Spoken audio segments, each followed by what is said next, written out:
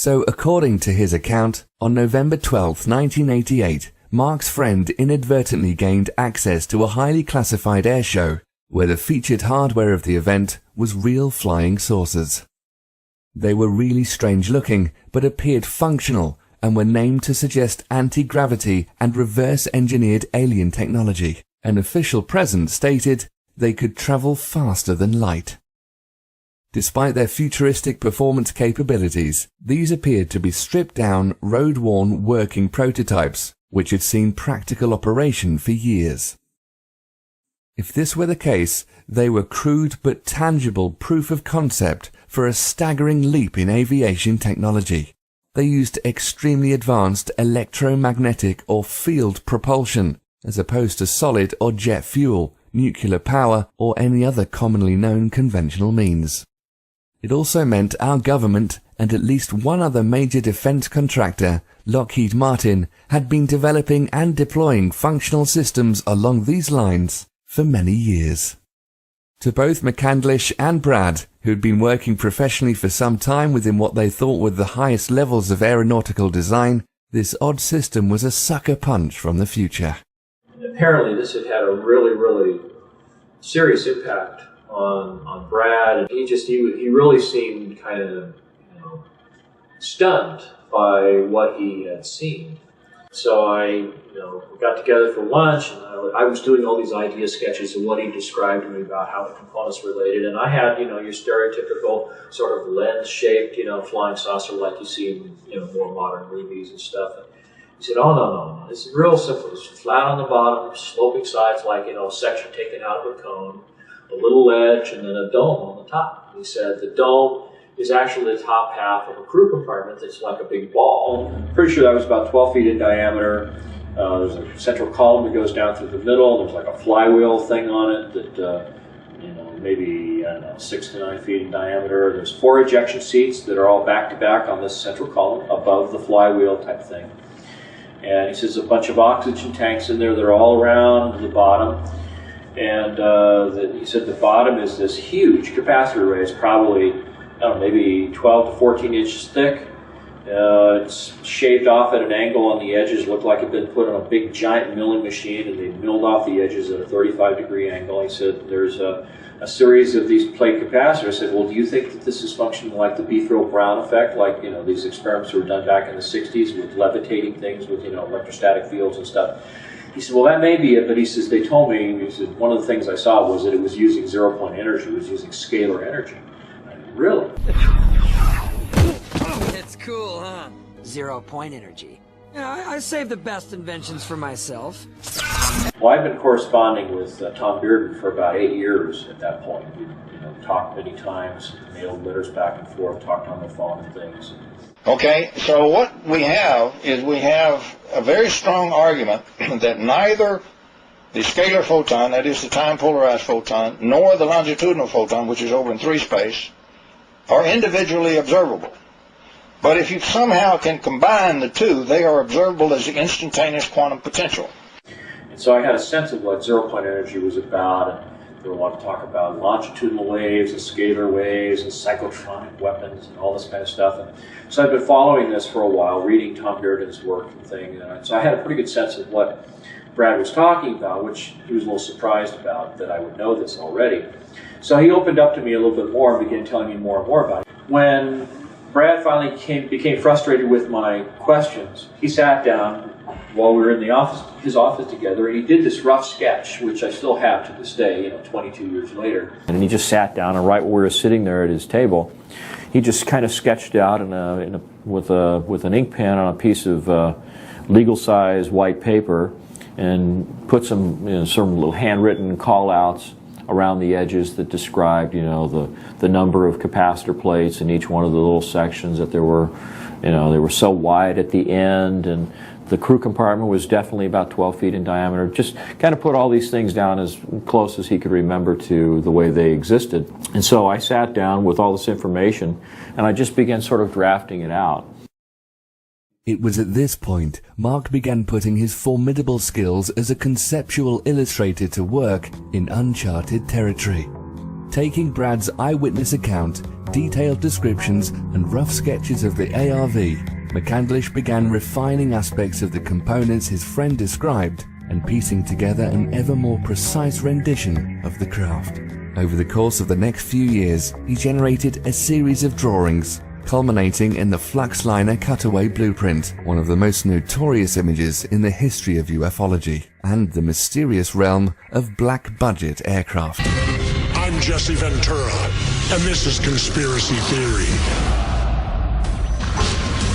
This was called the Fluxliner. This is probably the strangest one you've shown me yet. This actually flies? It actually flies on the principles of high voltage electrical charges. This is the original, one of the original blueprints of the alien reproduction vehicle, which I produced in March of 1989.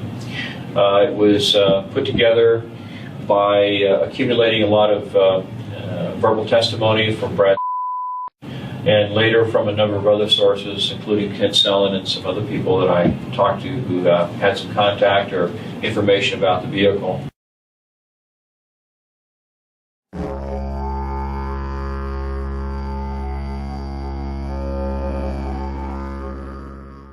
For Mark, his friend Brad's initial account was a fascinating story with a degree of veracity and plausibility, worth exploring and doing some research, but was after all just one man's tale of a fairly unbelievable event, concept, and machine.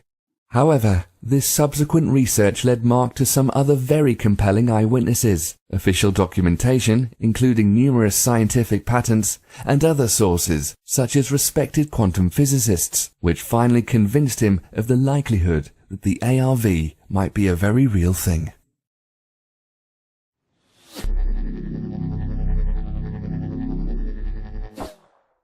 The first verification of the story that I picked up on the alien reproduction vehicle was around 1991, 1992. It was the first air show at Edwards Air Force Base where they actually had the B-2 stealth bomber on display. And in the course of that air show, I had occasion to join up with some clients from Rockwell International, and they introduced me to this fellow who claimed at the time that he was working with the Air Intelligence Agency. His name was Kent Sellen. He claimed that he had inadvertently seen this same craft at Edwards Air Force Base North Base facility in 1973. And I said, when, how, where, what were the circumstances? He says, well, I was a crew chief. He said, I worked on Bill Scott's plane when he was a test pilot. And he says, one night my ship supervisor said to me, go out to North Base. They've got a power unit out there, a ground power unit for an aircraft that's leaking or failed or something, so we need to take a tow vehicle out there, go out, pick it up, bring it back. Well, instead, what happened is he comes up off the dry lake bed, rolls right up on the tarmac, and is going down these rows of hangars. They're all Quonset-style hangars back then. And he stops in front of the first one with the doors cracked, expecting to find this defective ground power unit, and what does he see? He sees this flying saucer sitting in the hangar, hovering off the ground. So I said, well, what happened? He says, well, this thing, was flat on the bottom, sloping sides, a little ledge around there, and then a dome on the top with these little glass things on top. Looked like there was a camera under each one. And I said, really? He said, yeah. No, no landing gear. It was hovering. And I said, let me borrow your pen. So I took out a Kodak lens cleaning tissue package that I had in my camera bag. It was the only thing I could think of to draw on. I did a quick sketch of this alien reproduction vehicle as described by my friend Brad Sorensen back in 1988. And I said, is that what you saw? And he says, oh, you've seen one. And I said, no, but I wasn't sure until this moment that the story was absolutely true. And so that was when I knew there was a second point of confirmation. He says, I wasn't there for 15 seconds and I heard footsteps running up to me. Before I could even turn around and look, he says, there was a machine gun barrel at my throat, another one over here, and he says, a gruff voice says, close your eyes and get on the ground or we're going to blow your head off. So they put a hood over his head, blindfolded him, hauled him off, and they spent 18 hours debriefing him. He was forced to sign some non-disclosure documents about that, but then was given some additional information about it, details about the ejection sequence for that vehicle and so forth, things that Brad didn't know anything about. So that gave some validity to what he was saying.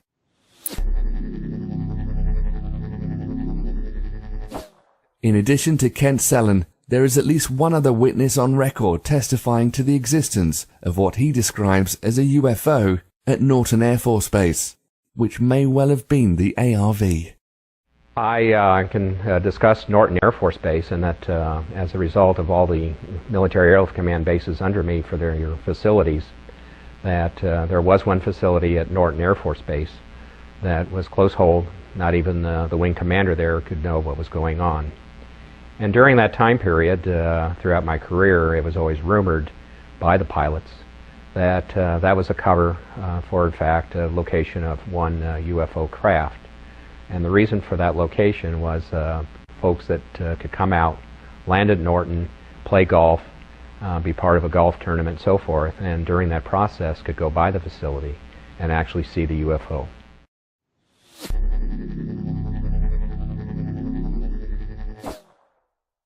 I became so excited about the prospect that this thing really was real and that there really was some technology about it. And so every chance I got, I would strike up a conversation with someone I knew in the industry, and I'd ask them if they'd ever heard anything about this. I was talking to a fellow by the name of Paul Shepard, who was a UFO investigator. I felt that he'd have, a little bit more knowledge about the kinds of things that were going on in this area of research. And he put me in touch with a couple of gentlemen, Gordon Novell and George Ulick, who was a physicist with Hercules Aerospace up in Sandy, Utah. And they were very interested in this story. I started off as an aeronautical engineer when I was in college, and I got real interested in what makes UFOs go.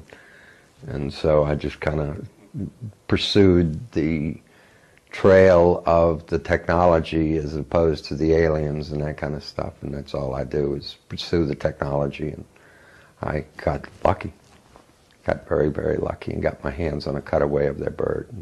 One of them had an ongoing correspondence with UFO researcher Wendell Stevens, a retired lieutenant colonel from the Air Force, who'd participated in sort of these UFO chasing exercises up around the Arctic many, many years ago. So Gordon sent a request off to Wendell Stevens saying, we know that you have this big photo archive of all these different UFOs that have been seen over the years. Do you have any photography that even resembles what we're describing in this drawing that I had done?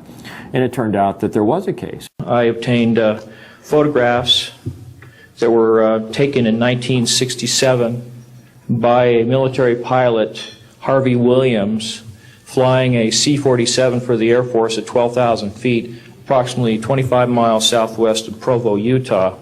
This particular vehicle matches the so-called A.R.V. In all proportions and respects in terms of the detail of the shape of the craft. It really bore a striking resemblance to the A.R.V. with one possible exception, and that was that the synthetic vision system, little bubbles that accommodated the camera systems on the outside of this thing, were quite a bit larger than the ones that Brad had reported. And so when I thought back to something that Brad had said, and that was that many of the components on the A.R.V., like the ejection seats and the camera systems, were all off-the-shelf components. He said that the ones that he saw in 1988 looked just like the little bubbles you see hanging from the ceiling in the casinos in Las Vegas. So when I thought back to the camera systems that were available in 1966, of course they were much larger than they were in 1988, and so the larger acrylic bubbles seemed, to give some veracity to the photography as it was presented in these pictures taken by R.V. Williams.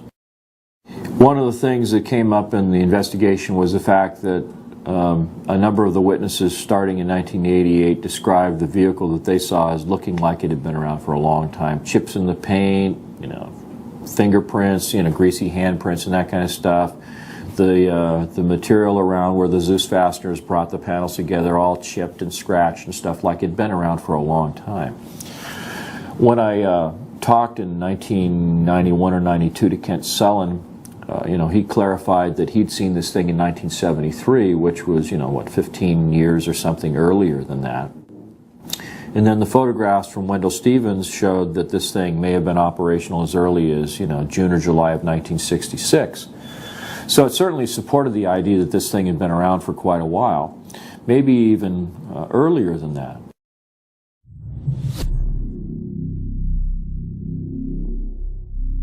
When you look at some of the photography of UFOs, going all the way back to some of the earliest photography we know of, McMinnville, Oregon, for example, you see the same general layout, you see the same general configuration, the flat bottom, the sloping sides, a little dome in the middle, sometimes pointy, sometimes almost like the top end of a cylinder that's been chopped off, sometimes a perfectly round dome, sometimes even, like a cone on the top.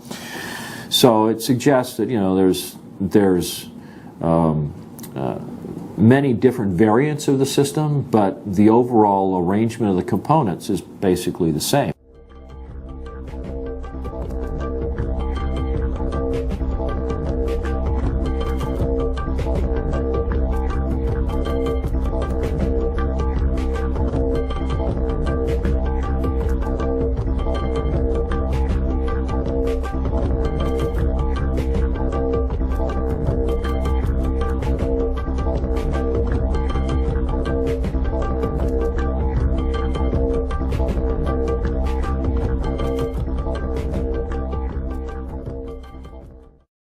And I kept saying to myself, this is just too much of a coincidence. Maybe this goes back a lot further than anybody knows. In fact, in a translation of a Sanskrit text written by a Middle Eastern king in the 11th century, there were references to Vimanas, or flying machines, with a propulsion system bearing a striking resemblance to that of the A.R.V. Strong and durable must the body of Vimana be made, like a great flying bird of light material. Inside, one must put the Mercury engine, with its iron heating apparatus underneath. By means of the power latent in the Mercury which sets the driving whirlwind in motion, a man sitting inside may travel a great distance in the sky. One of the things that they describe when you read up on the literature surrounding these so-called Vimanas was the so-called Mercury vortex or Mercury turbine engine. I see the word Vimana. Can you describe how that relates? Well, this is something that I spent a lot of time reading up about the so-called Mercury turbine generators or Mercury vortex generators described in some of these ancient Sumerian texts. And so I started looking at the possibility that there had to be some kind of circulation going on in the Mercury itself. So that was the kind of thing that I visualized would be going on inside the chamber. The central column has a number of components, a couple of counter-rotating cylinders. It sounds very much like the device that the Nazis were developing in the Wenceslaus mine in Poland towards the end of the Second World War. There seems to be some evidence that they were trying to develop some kind of an anti-gravity propulsion system or a zero-point energy device. Apparently, if we're talking about systems using components and processes similar to the A.R.V., we can't ignore the Nazis.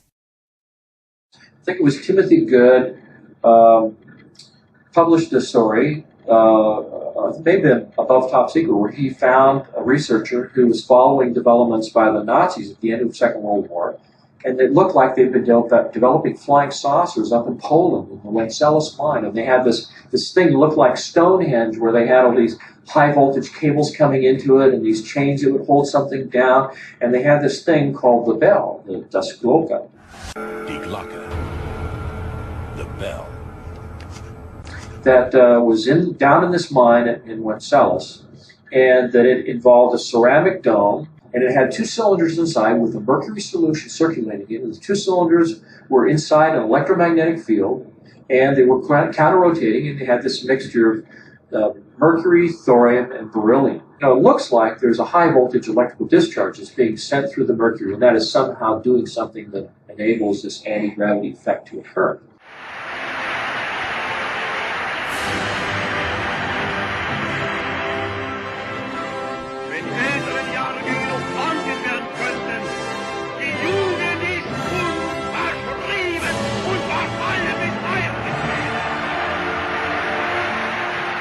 Besides rumors about Hitler's top scientists and the mythology of ancient kings, there were other instances where a central core involving mercury and other components similar to the A.R.V. were reported.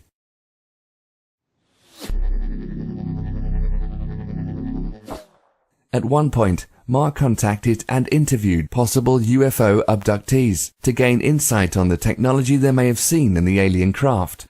something he had in common with McDonnell Douglas in the 1960s, and possibly numerous other corporate and government entities since the 1940s.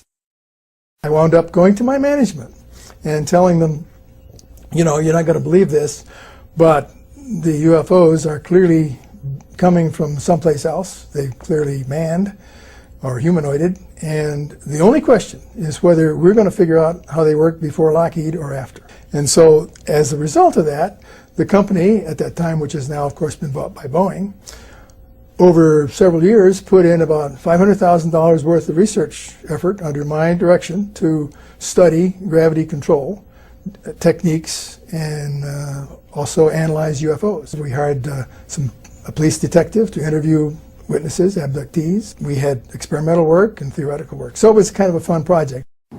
In the course of all this, it occurred to me that one of the other resources that I might be able to draw on was people in the alien abduction community. I began to think, well, these people are either crazy or they're really having an experience of some kind.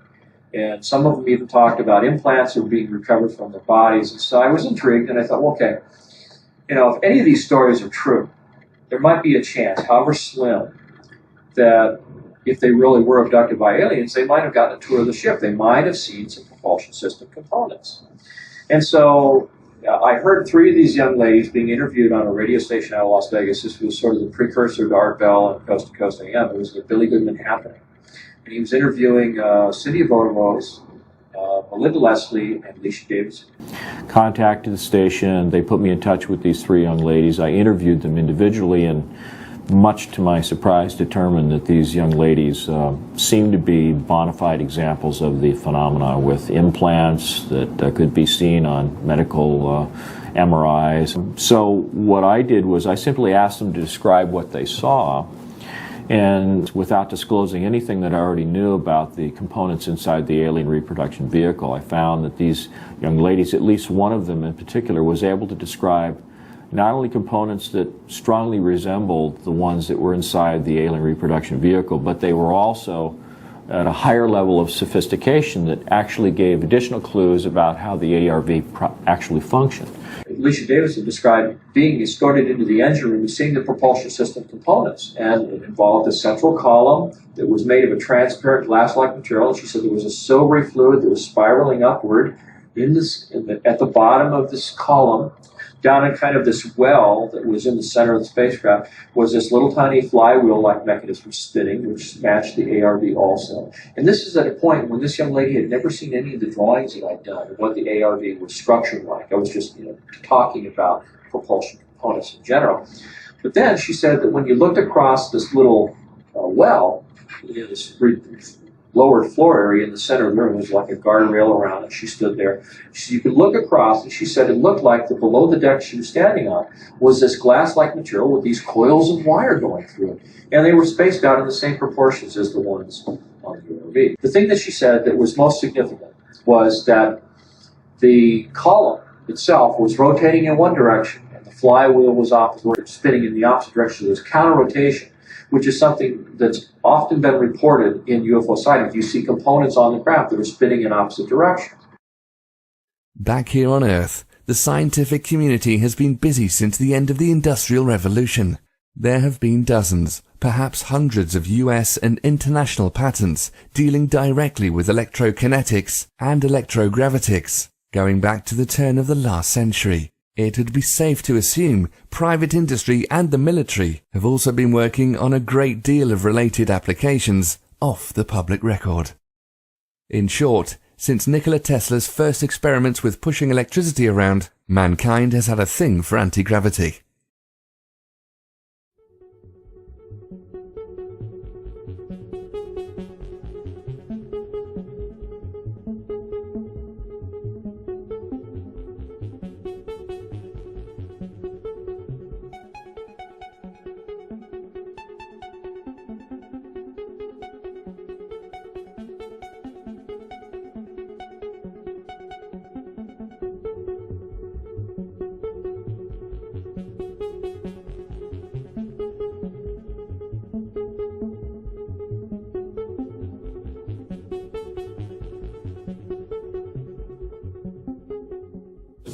if you look at these two illustrations, this is a patent that was secured in May 30th, 1967 by James Frank King, Jr., who happened to work with Thomas Townsend Brown in the labs of Agnew Bonson. But you can see a striking similarity between the two vehicles.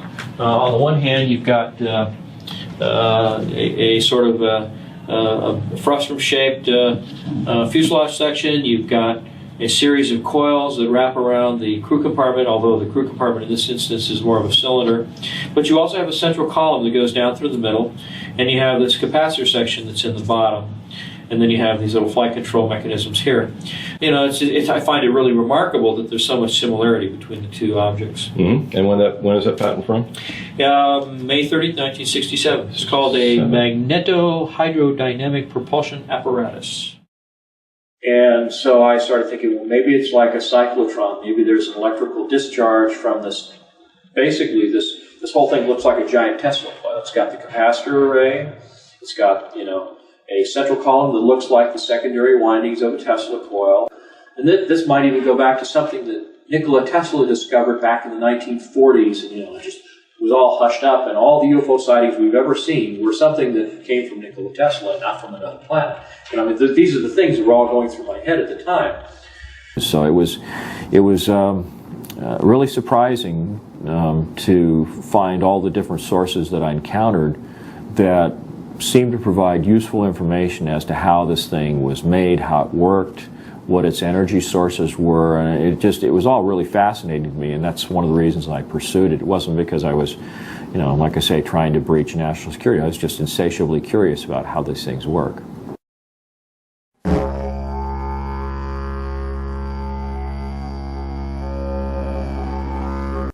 And he said it was remarkably simple. There wasn't that much to it. The A.R.V system, for all of its claims of flashy, out-of-this-world propulsion capabilities, was indeed remarkably simple. It could be described as a large-scale, souped-up Tesla coil, designed to negate gravity and inertia, with off-the-shelf navigation and life support systems bolted on, almost as an afterthought. You could think of it as the Model T of anti-gravity vehicles, an industrial dune buggy, or crude hot rod that can get you to Mars in a few minutes. In this version at least, first-class seating was still a way off.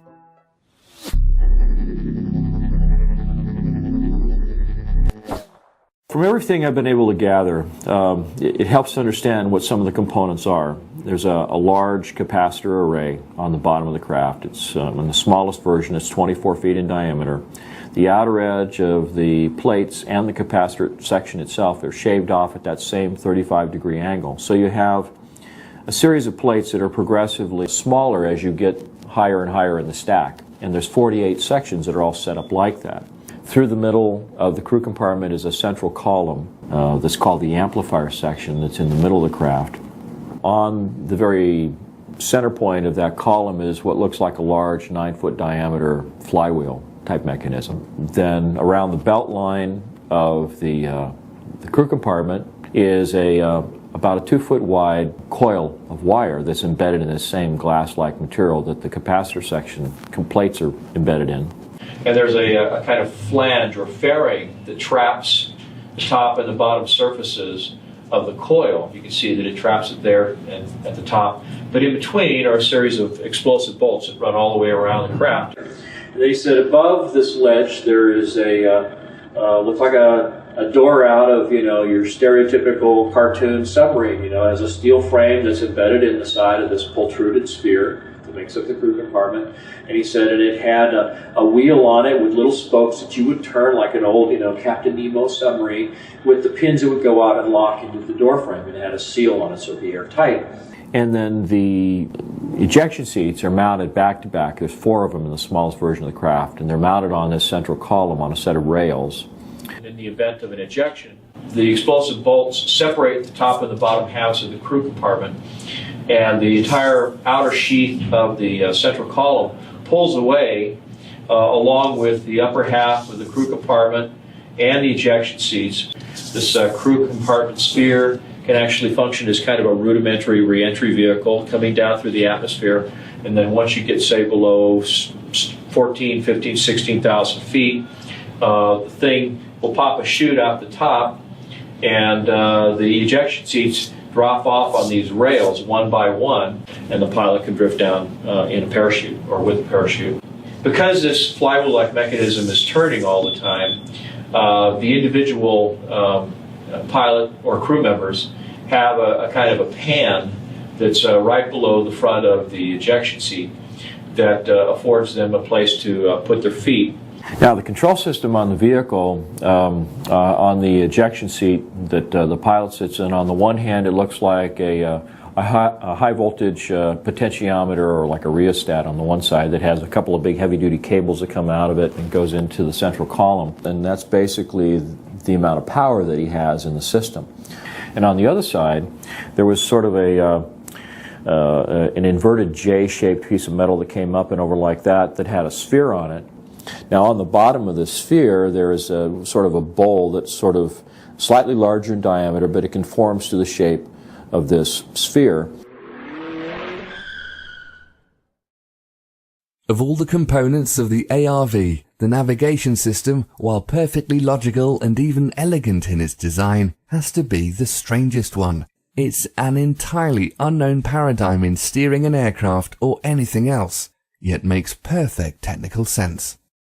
If one were to make the case for truly alien aspects of the alien reproduction vehicle, this might be the first example they'd use.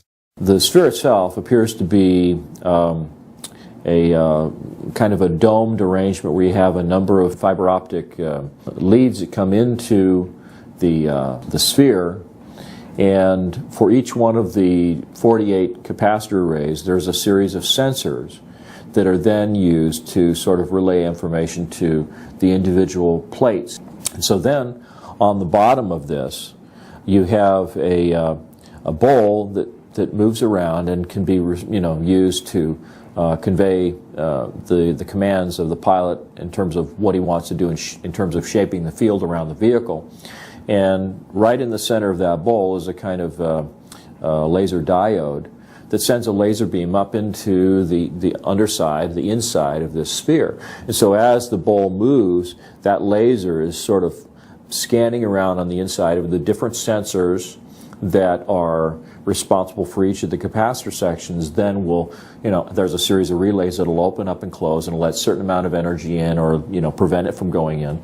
And when it's dead center, it means that all of them get the exact same amount of information. You just go straight up. If you want to bank to the right, then you bank this to the right. It sends the laser signal over to the opposite side of the dome, and it says that the opposite side of the craft is going to get more energy, so it banks in that direction. It's kind of like in a helicopter, in the swash plate of a helicopter. When you want to bank to the left, you create more deflection in the main rotor on the right side so that it begins to bank to the right, or bank to the left, excuse me. So it's kind of the same principle.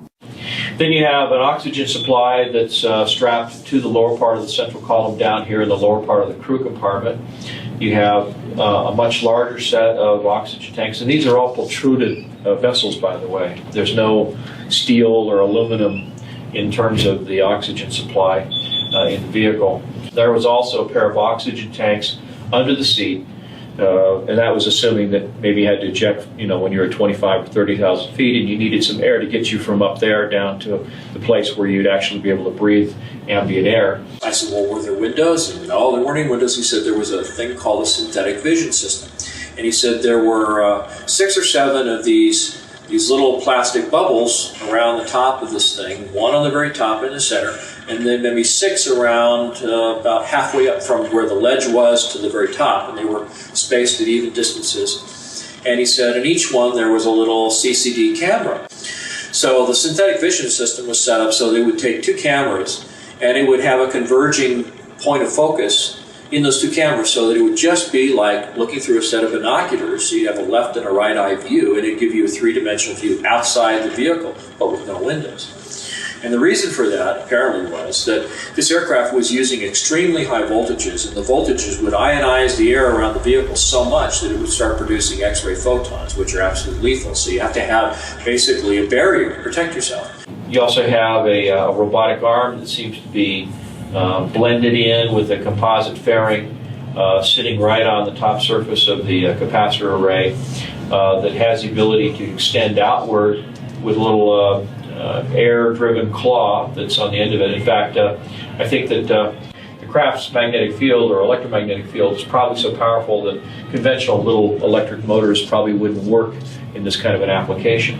Where they took the panels off the side of the aircraft is that they had Zeus fasteners that were these little, like, quick spin lock things that they put on there to hold the panels. The panels are all like a fiberglass material, it's all composite. The entire vehicle appeared to be covered with what he's referred to as a goopy lead paint. It looked like little flecks of lead that had been suspended in kind of a resin and just painted haphazardly over the outside of everything on the vehicle, with the possible exception of the door itself and these little blisters that house the synthetic vision system. So why would it be goopy lead paint? Well, the theory is that the electrostatic field created by this huge capacitor array and the ionization that occurs just because of the propulsion system might be enough to create a level of ionization around the craft that's high enough that it would produce X-ray photons of its own accord. And so you would want to be able to protect the pilot and the crew members from that radiation. So anyway, that's the general overview of the structure of the vehicle. This is a vehicle that has the ability to travel up to or beyond the speed of light. And part of the reason that it's able to do that is because it exploits the energy form that's embedded in space-time that's responsible for the effects of mass and inertia.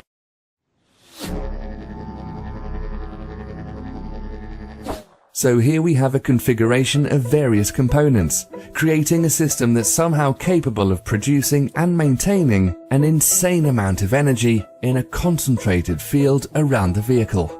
This field can be precisely controlled by the pilot with the aid of a basic throttle, an alien steering ball, and a bunch of casino cameras.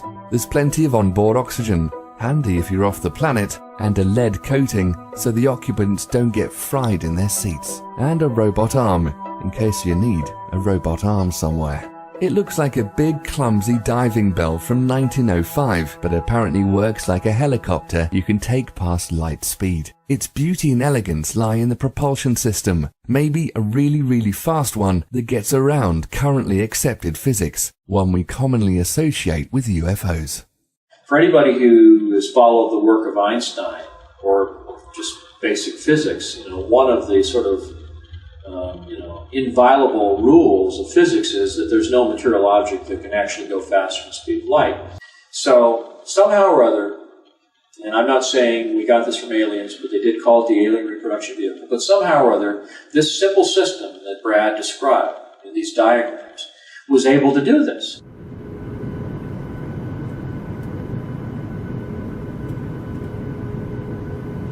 So I began looking at the scientific literature. I was looking at this scalar energy, anything I could find on zero-point energy, scalar energy, quantum zero-point fluctuations of the vacuum, I think is the more technical physics term that they use in the literature. And it turned out that there really were scientific papers that were being published by a number of different scientists, Hal Puthoff, Bernard Hayes, Alfonso Rueda, who just happened to work at Lockheed Skunk Works, by the way.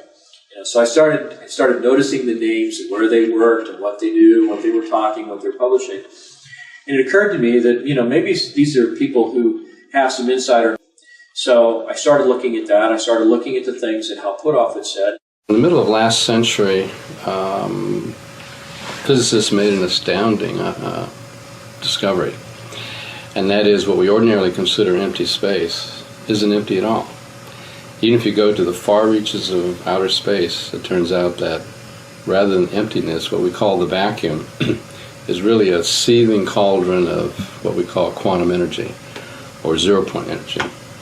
Zero-point just simply means that even if you froze the entire universe down to absolute zero, froze out all motion, where everything would be as quiet as you could possibly get it, this energy is still there.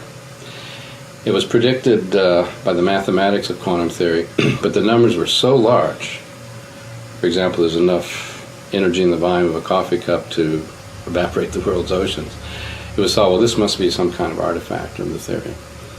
But as time went on, various predictions in quantum theory were verified in the laboratory, and it finally turned out we had to take these numbers seriously. So I opened up a correspondence with Hal Puthoff, and he was very gracious in taking time to talk to me on the phone, send me copies of the peer-reviewed papers that he had published in Physics Review, Physics A, Physics B, and I couldn't understand the mathematics with all these Greek symbols, and I mean it was really advanced theoretical stuff, but what I was able to follow were the paragraphs that were before and after the equations that explained what all the math was talking about. And so as I went through these papers and I would talk to Hal, he would explain to me, well, this means that this is a certain process, a polarization process that happens in the vacuum of space-time, and when you do that, you have this kind of phenomenon. When you do that, you have this other phenomenon. And the papers that he wrote started to indicate the zero-point energy that's embedded in the environment. It was responsible for the effects of inertia and gravity and mass. And the reason why, as you accelerate through space-time, the mass of your vehicle increases.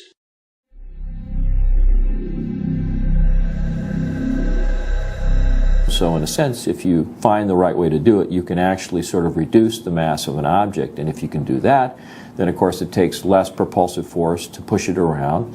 It means that it can go a lot faster because it's not limited by the amount of mass that it increases to as it accelerates. In fact, it may in fact be a situation where the faster you go, the more energy you have available to continue the acceleration process, and at the same time the mass is becoming relatively less and less and less. So it really enables the possibility of being able to go faster than the speed of light without violating general relativity, and that was the most fascinating aspect of the whole thing. You're drawing energy from the environment, and in the process of doing that, you're enabling the craft to not only demass itself, but basically conserve energy by using the flux in the vacuum of space-time as the power source for your propulsion system. So literally, the faster you go, the more energy you have available that you convert into propulsive force, and the lower the relative mass of the vehicle becomes. So it's actually sort of an inversely proportional kind of a relationship. Most scientists, with an instant response, would think on special relativity terms and say, well, the velocity of light is a limitation. You can't go faster than the speed of light. And therefore, to conceive of us exploring stars or other people coming here, it's too far. They just can't get from here to there. We might explore our own solar system, but that's probably as far as we're going to get. But the truth of the matter is that in general relativity, that's not the case. There are options there. That limitation now has begun to evaporate due to the new understandings and predictions coming out of general relativity. So that's not the issue. And so I was starting to learn about the technology and how it might be playing a role in the function of this craft. The craft, of course, had oxygen tanks and stuff in it, so it really suggested that the thing was capable of going out into space. So the idea was that somehow this vehicle is able to sort of skirt the law in a way that allows it to do these things that are unheard of.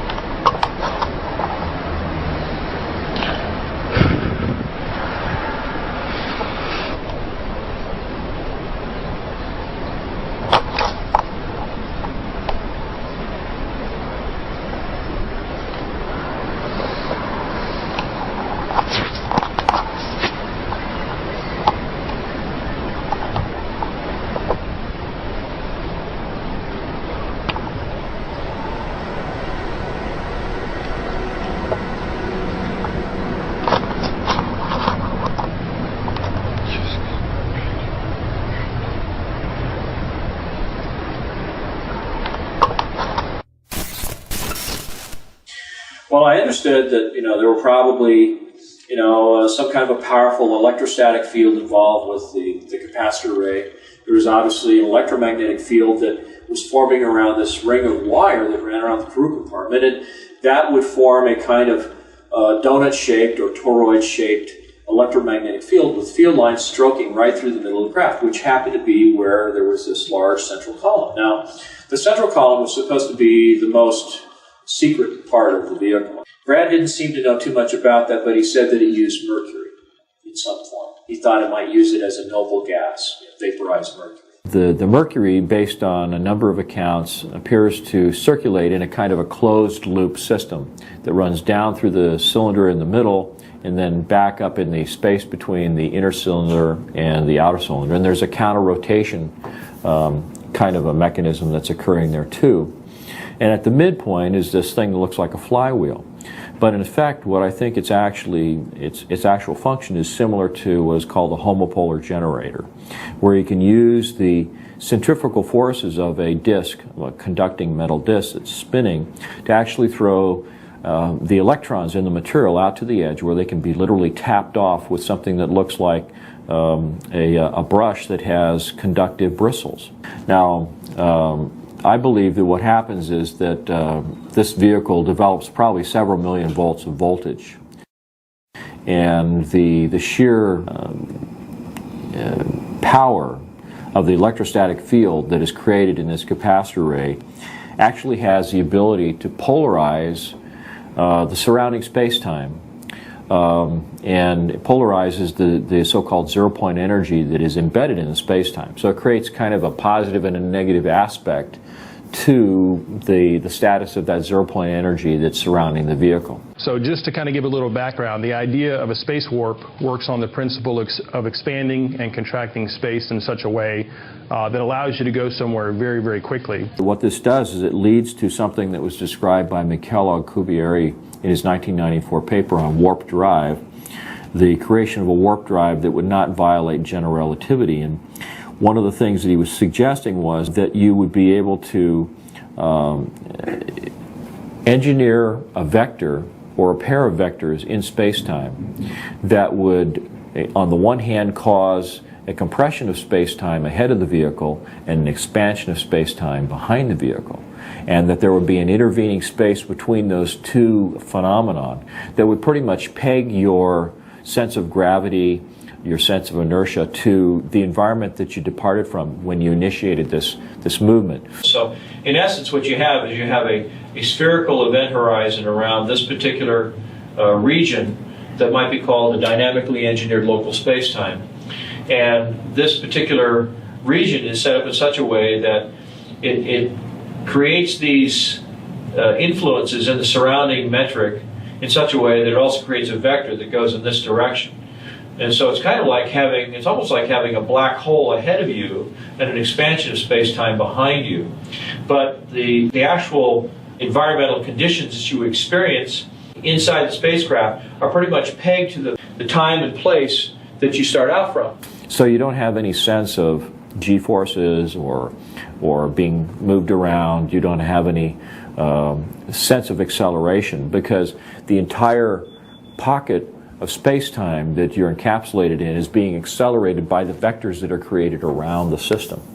So it's uniformly accelerated. The space-time pocket that you've created, the vehicle itself, the crew, the cargo, everything is moved as one complete package, and so there's no sense of acceleration. But what it allows for, according to Alcubierre's calculations, is what he was calling an arbitrarily large speed, which suggests something in excess of the speed of light at superluminal speeds. So to the person that's inside the vehicle, it may appear that you begin to accelerate away from a particular location, but to the person who's standing outside the disturbed region of space-time, it looks as though you just were gone. Just, in an instant. So this is an A.R.V, isn't that what it's called? That's what some people call it. We call it R.A.M, Replication Alien Machine. Oh, I see. Many highly credible reports of UFOs share a few key descriptions of how these crafts behave. They appear to have the ability to accelerate to extremely high velocities at will, far faster than any man-made craft, as if the speed of light maybe isn't any big deal. They can stop on a dime and turn at random angles, while traveling at these crazy speeds, like the forces of mass and inertia, which would flatten anyone in a normal situation, also aren't a problem. And they're silent, without any visible rockets, jets, or exhaust of any kind, like they're pulling the energy they use out of thin air. Superluminal speed, mass cancelling, and ambient field propulsion. All apparently standard in the mid-80s model Fluxliner. This makes the A.R.V a seriously badass means of getting around, and kind of a missing link between Roswell and one of these. Once we retrieved, back in the 30s and 40s and 50s, several of these extraterrestrial vehicles and began to study them, we combined that knowledge with knowledge we already had, because remember, we had some people like T. Townsend Brown who were studying anti-gravity quite independent of this issue back in the 20s, 30s, and 40s. But when their information got combined with studying these spacecraft, they figured out, this is how they're working. And according to the latest revelations in quantum physics, all this is possible by tapping into the sea of raw energy we're all just floating around in. There's plenty of energy in the pure raw vacuum. The new physics since quantum mechanics, the vacuum is a source of energy, but it's a peculiar kind of energy. Let me explain the peculiar kind. When a bird flies in and sits on a power line, he sits on a very high potential. But between his 2 feet, he has no potential difference, no voltage. And so even though from the line to the ground, it may be 100 million volts, the little bird can sit very happily with his feet on this supposed 100 million volt line, and he has no volts across his body. He's very happy and doesn't even know it. Let him touch one of his feet to the slightest thing that has the slightest difference there, and he'll fry to a greasy spot. Now, in the vacuum, we have the same thing. We have an extremely high potential or charge of the vacuum, but we're immersed in the vacuum. So they were modeling the universe as being sort of this empty, material-free environment that had this energy that was embedded in it, almost like a fluid in a way, that it had all of this potential that you couldn't see until you found a way of driving it out of this homogeneous sort of state of equilibrium and getting to do usable work. I'm trying to remember exactly how I met Tom. I think we met at a UFO Congress in Laughlin, Nevada for the first time. We'd been corresponding for quite a while. Now, what is zero-point energy? I'm going to show you many different definitions, but let me quote Nikola Tesla. In 1891, the world's greatest electrical futurist, Nikola Tesla, stated, quote, "Throughout space, there is energy. Is this energy static or kinetic? If static, our hopes are in vain. If kinetic, and we know for certain it is, then it is a mere question of time when men will succeed in attaching their machinery to the very wheelwork of nature. Many generations may pass, but in time our machinery will be driven by a power obtainable at any point in the universe." And so there, ladies and gentlemen, is the basic birth of the concept of zero-point energy.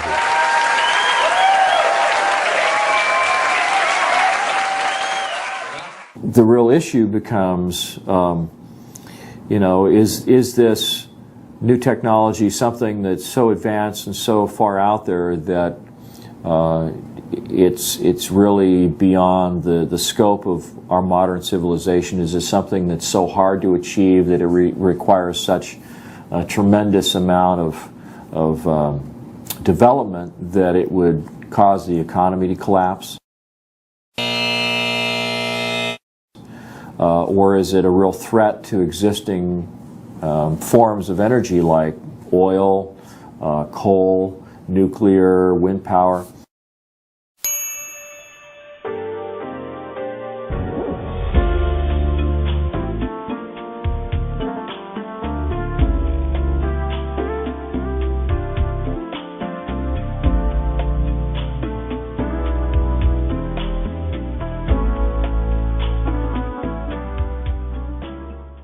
By the mid-50s, they knew that this would be the end of the oil cartels and the international financial petrodollar system. And this is very important. It means that we, Homo sapiens, have the ability to access this so-called zero-point field of energy, which is the ambient field of energy from which all matter and energy is fluxing, and can access that energy and generate all the power we need to run this planet without fossil fuels or pollution. So this stuff really works? Certainly does. Oh, well, lots of luck! Oh.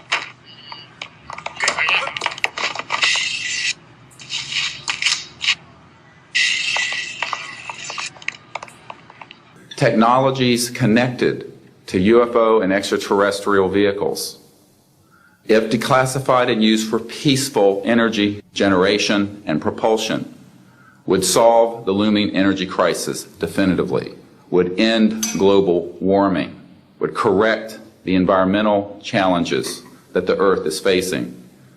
When I got involved with Dr. Greer and the Disclosure Project, I was very excited, and it was an opportunity to go to Washington and maybe have an opportunity to talk some real-life politicians about what the potential of this technology might be.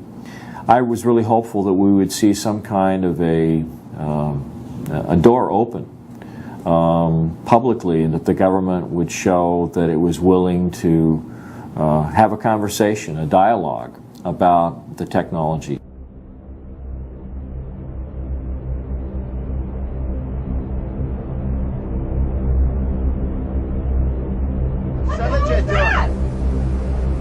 Holy fuck! Oh my God!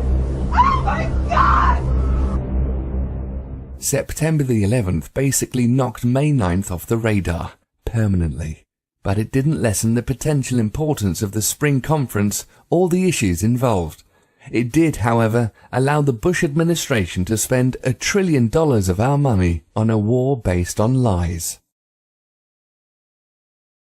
So, getting together with Dr. Greer, going to Washington, D.C. was exhilarating, met a lot of interesting people, and it made it clear to me that there's a lot more going on behind the scenes than anybody can imagine. I mean, just the sheer volume of the stories and the accounts, the experiences that these people have had, when taken as a whole, you can see that there's this whole other level of things going on that nobody knows about. And there's a handful of people that may have an awareness, an overview of all that, but how it's affected me, well, that's a good question, because I can think of a lot of things that have happened to me that, if I didn't sit down and seriously analyze all the facts, I might be able to attribute it or blame it on, talking about flying saucers, talking about the alien reproduction vehicle.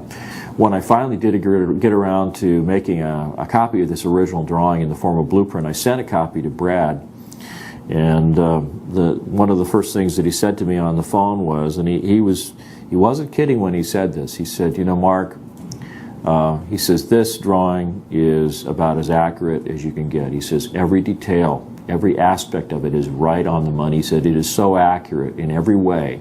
He says, this has to be probably one of the most dangerous illustrations you've ever done in your life. And he says, and if you're smart, he says, you'll tear up the original, you'll throw it away, and you'll never talk about it again. When it was all done, the CIA, one of the CIA men told the people they were now sworn to secrecy that this meeting never happened and this event never happened. You don't necessarily write anything down. You don't write anything down. And you keep it to yourself. It's a need-to-know basis only.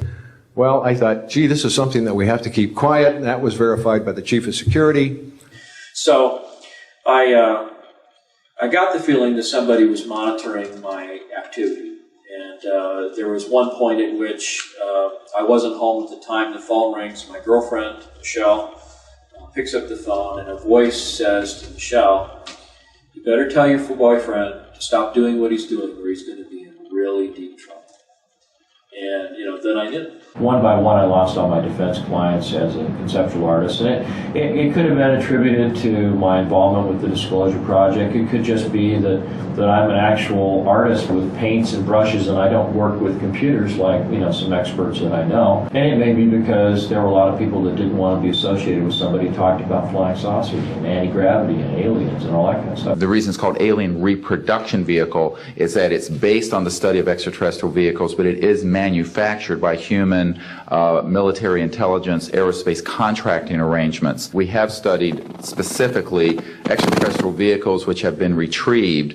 The breakthroughs in that research have led to applications that have led to the building of this and similar anti-gravity devices. I mean, you can understand how corporations, and Brad told me that it had a big impact on his life, because when his name started popping up on the internet associated with the A.R.V. story, there were a lot of his Japanese clients that wouldn't have anything to do with him because they did not want any of that kind of reputation tarnishing information associated with their product and their brand.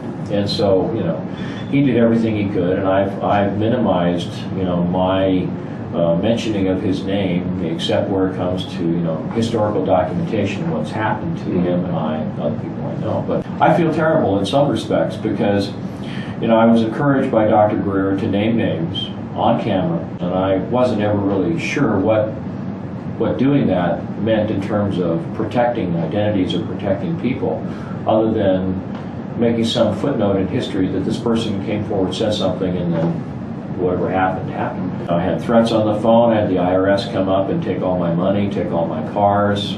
In fact, that's what happened to a guy in Canada. He had a machine the size of a shoebox that was supposed to put out enough power to power your home, and it was very unusual.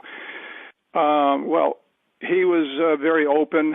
He would give demonstrations. He wanted some investor to give him $1 million to sell the rights, and he was doing all the wrong things. Sure, of course. And then one day they came with a SWAT team, surrounded his house, confiscated all his machines, put him in jail, and said, if you want to get out of jail, you have to sign this paper that says you'll not work in this technology any further. So the pretense of why they arrested him, they claimed that he was harboring weapons of mass destruction, terrorism weapons. They create a very time-stable pattern. It's sort of like, look... Again, 14 times. Oh, by the way, Mel, what's your phone number you're calling from? Maybe... Yes. We should write that down.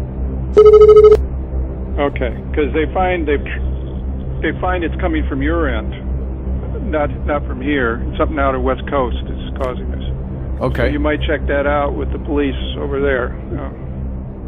I noticed clicking on my phone. I'd call someone and my voice would be echoing. There were all these weird sounds, like someone else was hanging up the phone after I'd say goodbye, but I wouldn't hang up, So I had the feeling that I was being watched. I started feeling like maybe I was being followed. There were just, things, cars that would make a number of turns, and then, when you look at them, they'd turn off, that kind of stuff. And you've actually heard a couple different stories about people being shut down when they're trying to implement this. Or killed.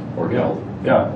I mean, there's many times I lay awake at night with my 9mm under my pillow, loaded, and I wonder why they haven't killed me. I honestly do. There's evidence to suggest it's dangerous to become successful in the area of applied zero-point energy, cold fusion, or related free energy technologies, or it can at least lead to very bad luck. Professor Stefan Marinoff, founder and director of the Institute of Fundamental Physics in Graz, Austria, was the de facto leader of the European free energy movement. He fell out of a high window in 1997. Eugene Maloff, an eminent physicist and expert in cold fusion who apparently had working tabletop devices, was beaten to death in 2004 at the height of his career and the day before a public announcement of his findings. R.A.M. de Gois, an inventor of a patented revolutionary clean energy technology associated with the zero-point field, was found nearly dead in his car at an airport in 2007 and died a short time later. He missed his flight to Europe, where he was about to obtain substantial funding for his work. Then there's Mark Tomian, a brilliant physicist and inventor of the patented star drive, a system remarkably similar to the A.R.V's in its use of zero-point energy and related spaceflight applications. He and McCandlish had corresponded numerous times before his unexpected death in his home in 2009. This was 2 weeks after the successful trial of a working prototype for a key component of his system. And if I woke up tomorrow on the other side of the veil, I wouldn't be surprised, honestly. I really wouldn't. Because I know how serious the technology is, I know that it's real. The storyline basically is that there's a lot of work going on in the aerospace industry that would indicate that we have black projects that have gone even darker, and that there's work being done on electrogravitic, on scalar technology, etc., that we don't even think that those in Congress or even in the military that approve black budgets are aware of. I've seen copies of inter-office correspondence among defense contractors that openly stated that they felt the technology was a fundamental enabling technology, that it had all kinds of different defense applications, but it also had a lot of serious civilian applications that would be beneficial to humanity as a whole, to the environment. It seems obvious that someone, perhaps a group, maybe some kind of a rogue civilization within our society has captured the technology. They're exploiting it for their own aims, for their own interests, whatever those might be. There's not a sliver of doubt in my mind that it exists, that it's being exploited in some way, whether it's for intelligence collection, whether it's for logistical support, whether it's for retrieval of raw materials from the asteroid belt. I have no idea why or what it's used for. All I know is that it's extremely advanced. It's being used more and more. I can only say that all the people who've sought to figure out what's going on using the Freedom of Information Act have kind of overlooked the fact that if this was a purely corporate endeavor and not a government-sanctioned endeavor, that it may be one way in which the technology can be completely overlooked and skirt the reach of the Freedom of Information Act. Because if it's considered trade secret or corporate property, so to speak, or controlled by corporations, it may be possible that they could keep this secret for a very long time. Even with people actively in the government that know that it exists and maybe have contact with some of these corporate officials that control the technology. So, you're kind of left with a big question mark as to where's all this advanced technology going and what's it being used for? If there was somebody that had this sort of interstellar trade program going on with another civilization, that would be very interesting, but I can't understand why they would want to keep that quiet. It would seem like such a mind-expanding, enlightening thing for people to know about. Maybe we'd stop shooting at each other and start thinking about how can we get along with the people on, stars or star systems, that are around us. So, it's hard to say.